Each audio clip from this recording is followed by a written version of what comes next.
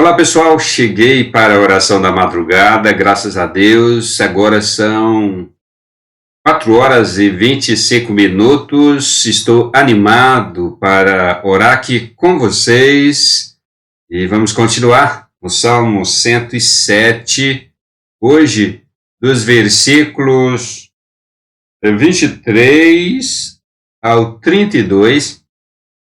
Os que tomando navios descem aos mares, os que fazem comércio na imensidão das águas, esses veem as obras do Senhor e as suas maravilhas nas profundezas do abismo. Pois Deus falou e fez levantar o vento tempestuoso que levou as ondas do mar, subiram até os céus, desceram até os abismos. No meio destas angústias, desfalecia-lhes a alma. Andaram e cambalearam como bêbados, e de nada adiantou a sua habilidade. Então, na sua angústia, clamaram ao Senhor, e Ele os livrou das suas tribulações, fez cessar a tormenta, e as ondas se acalmaram. Então se alegraram com a calmaria, e assim os levou ao porto desejado. E eles deem graças ao Senhor por sua bondade e por suas maravilhas para com os filhos dos homens, e glorifiquem no conselho dos anciãos.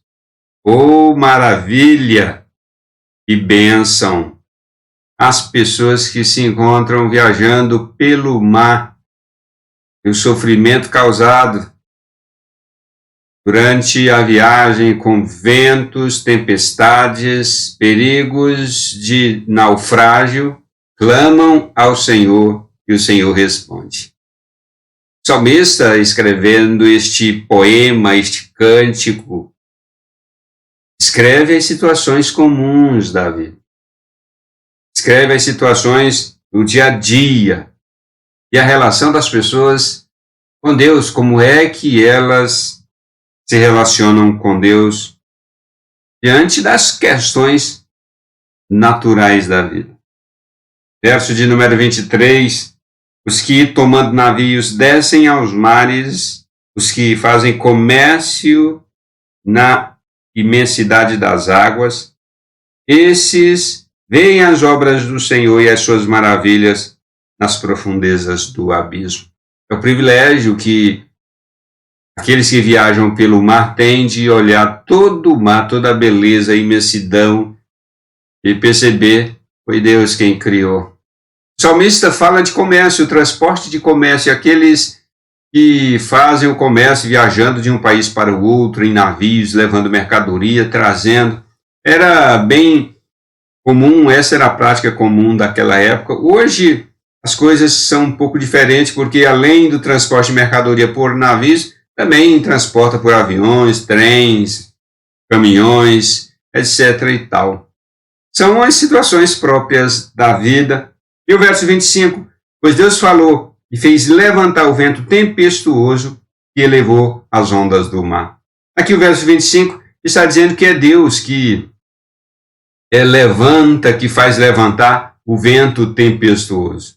As pessoas de mentalidade progressistas têm muitas dificuldades com a palavra de Deus, porque ela diz que é Deus que faz a tempestade acontecer.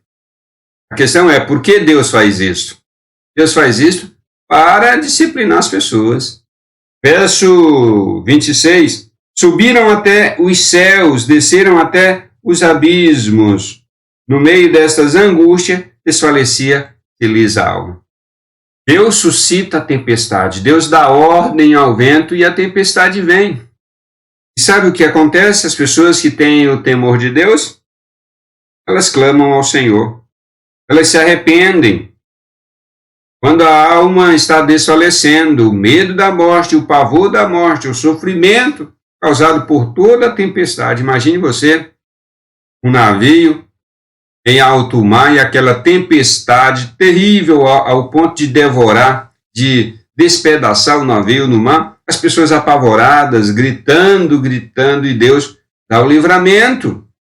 E o verso 27, andaram e cambalearam como ébrios, e de nada adiantou a sua habilidade. O marinheiro habilidoso, as pessoas habilidosas na haste da viagem, na haste do transporte marítimo, não adiantou nada. Não adiantou nada. O vento, a tempestade vem e habilidade alguma não adianta. Sabe do que está falando aqui o salmista? Do orgulho do coração das pessoas, que acham que as suas habilidades, que acham que as suas capacidades, inteligências, são suficientes para livrá-las e protegê-las das adversidades da vida, dos contratempos. E Deus abate o coração orgulhoso. Já falei disso na oração da madrugada anterior.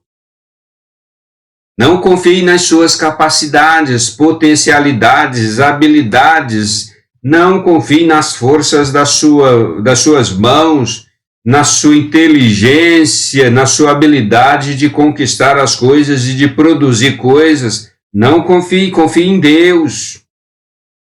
É isso que o salmista está escrevendo aqui.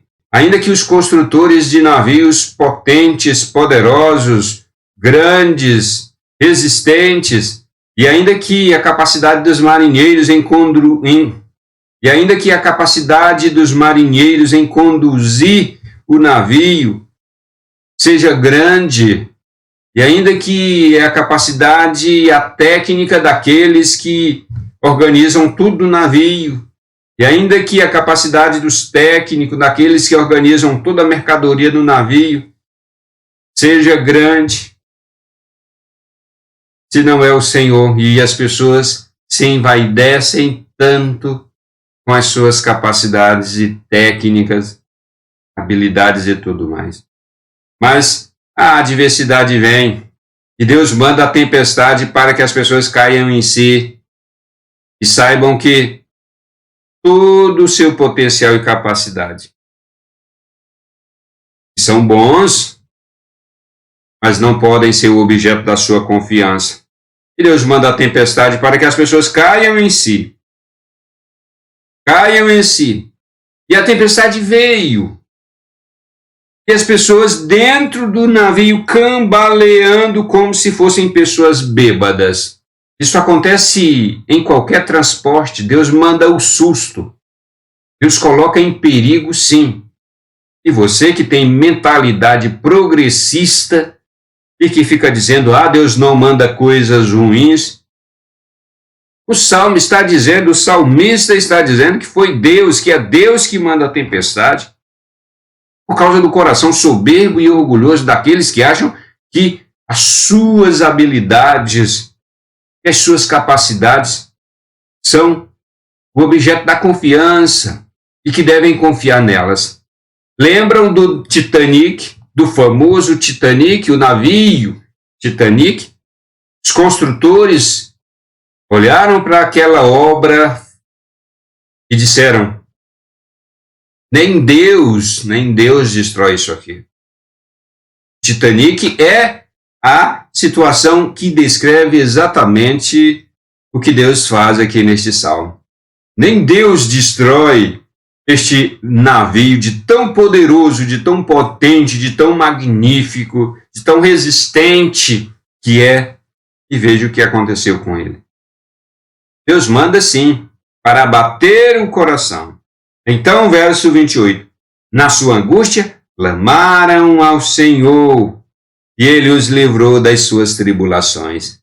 Deus mandou a tempestade, sacudiu o navio. As pessoas estremeceram de medo, clamaram ao Senhor, caíram em si. E disseram, não é Deus, só Deus para nos livrar dessa situação. E o que aconteceu? Ele, o Senhor Deus, os livrou de todas as suas tribulações. Fez cessar a tormenta. Mandou a tempestade, agora deu ordem para a tempestade se acalmar, e as ondas se acalmaram. Verso 30, então, se alegraram com a calmaria, e assim Deus os levou ao porto desejado. Eles se alegraram com a calmaria. Agora, eles ficaram confiantes de que somente Deus. Eles viram Deus agir. E o verso de número 31, que eles deem graça ao Senhor por sua bondade e por suas maravilhas para com os filhos dos homens. Barnes, em seu comentário, diz: certamente aqueles que são libertos dos perigos do mar devem louvar ao Senhor. Aqueles que viram as maravilhas de Deus do grande oceano nunca devem se esquecer de Deus. E agora o último versículo desta sessão, o de número 32, que o exaltem na assembleia do povo e glorifiquem no conselho dos anciãos. O Senhor Deus seja exaltado quando vocês se reunirem em assembleia, em culto, em celebração. Possá faz uma aplicação direta ao povo de Israel e diz: na assembleia pública para a adoração de Deus depois do retorno do cativeiro. Bem descrita lá em Esdras, no livro de Esdras, quando o povo voltou do cativeiro e se reunia publicamente em assembleia para realizar culto a Deus, celebração a Deus. E é bem comum as pessoas que saem de situação de perigo, reconhecendo que foram livradas por Deus, elas correm imediatamente para a igreja, para dar o testemunho, para contar publicamente. O verso diz que exaltem na assembleia do povo. Deus deu livramento, Deus socorreu você na sua angústia, quando você clamou a Deus, estava numa situação de perigo. Conte isto na Assembleia dos Santos, na igreja, conte isto para os irmãos quando você se reunir, conte o que Deus fez com você. Mas não conte somente o lado bom, porque as pessoas contam somente o lado bom da história. Ah, Deus me livrou, Deus me livrou, Deus me livrou. Conte também que Deus colocou você naquela situação. Deus colocou a minha vida na situação de perigo porque Ele queria tratar comigo, Ele queria tratar a minha vida, o meu coração. Eu estava vivendo em situação de pecado, eu estava vivendo em situação de orgulho, de soberba do meu coração, achando que eu podia fazer o que eu quisesse e não deveria prestar contas a ninguém, nem mesmo a Deus. Então Deus me abateu, Deus abateu o meu coração e tratou comigo. Mas Ele mesmo me livrou porque eu caí em mim, reconheci a minha situação de pecaminosidade. O Senhor me livrou e eu estou aqui para dizer: o Senhor é bom e as suas maravilhas duram para sempre. Que exaltem na assembleia do povo e o glorifiquem no conselho dos anciãos. Bendito seja o nome do Senhor. Vamos orar? Senhor nosso Deus, eu oro por quem está comigo aqui neste vídeo. Eu oro, Deus, por aqueles que estão passando por situação de perigo, perigo de morte. Pessoas que estão em situação de tamanho perigo, que estão cambaleando como pessoas bêbadas, como se estivessem bêbadas. Ó Deus, em nome de Jesus, o Senhor está tratando com elas, o Senhor está tratando o coração delas, porque o coração se elevou, inchou, se elevou mesmo, se tornando orgulhoso, soberbo demais, e chegou ao ponto de o Senhor ter que abater para que ela venha cair em si, reconheça e se volte para Deus arrependido. E o Senhor, agora, Pai, quem sabe é o tempo do livramento, é o tempo de trazer a pessoa à realidade da vida, da existência, para que ela venha ressignificar a sua vida e se reconduzir ao caminho do Senhor, a vida de relacionamento pessoal, de obediência com o Senhor Deus. Talvez aqui comigo estejam pessoas que saíram de uma situação de perigo. O Senhor tratou com elas e libertou, livrou daquela situação horrorosa em que a vida estava correndo perigo, estava a ponto de perder a sua vida, ao ponto de morrer, e o Senhor livrou. Ó Deus, que essas pessoas tenham a coragem, a ousadia de contar publicamente na igreja, nos cultos, nas celebrações, nos eventos festivos, em todo canto, em todo lugar, entre os santos, a igreja de Deus, o seu testemunho público de como o Senhor livrou, mas conte também o porquê Deus fez aquilo, o porquê a tempestade veio, por que o abatimento veio, por que o perigo de morte veio, que elas tenham coragem de contar. Porque, ó Deus bendito, os crentes de hoje são triunfalistas. Eles têm uma mentalidade triunfalista. Contam somente o lado bom da história, mas não contam que foi o Senhor quem levantou a tempestade. Que a tempestade veio da parte de Deus, com propósito, com sentido, com objetivo, que era justamente humilhar os orgulhosos, abater os soberbos e colocá-los no seu devido lugar, que é o lugar de dependência a Deus, que é o lugar de reconhecimento que somente Deus, somente o Senhor Deus é capaz de fazer todas as coisas e de forma segura, e não as habilidades pessoais. Meu Pai, que elas contem o lado ruim da história, a condição do coração, a condição orgulhosa do coração.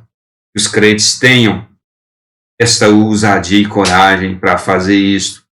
Oro pela igreja do Senhor, cristãos orgulhosos, ó Pai, meu Deus do céu, meu Pai do céu, tenha misericórdia. Cristãos orgulhosos têm causado tanto sofrimento às pessoas que estão ao seu redor, tem sido estopim de muitos sofrimentos. Pai, no nome de Jesus, trate com eles, trate com cada orgulhoso, abate, porque a queda está a um passo depois do orgulho.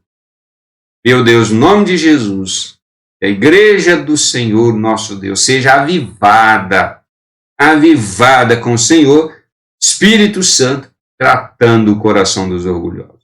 O avivamento da igreja também acontece quando o Senhor abate os corações das pessoas orgulhosas. O Senhor trata com elas, elas se arrependem, elas caem em si, e o Senhor dá o livramento. Eu oro pelas pessoas que estão com medo de morrer, estão passando por alguma situação de perigo e estão pensando que vão morrer. O coração delas seja tratado, que a mentalidade delas seja tratada, que o objetivo, o sentido e o propósito que elas estabeleceram para a vida delas sejam tratados e elas sejam reconduzidas e ressignificadas em direção a Deus. E assim venha o livramento de Deus para a vida delas.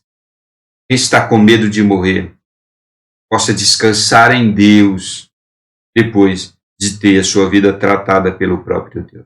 Eu oro de uma maneira especial e específica pela Ana Fátima. Ela foi corajosa, muito corajosa, escreveu de maneira bem específica em um dos vídeos da oração da madrugada, pedindo oração por sua vida financeira para que Deus dê uma saída a ela. E eu oro para que o Senhor, de fato, Deus, se manifeste na vida dela.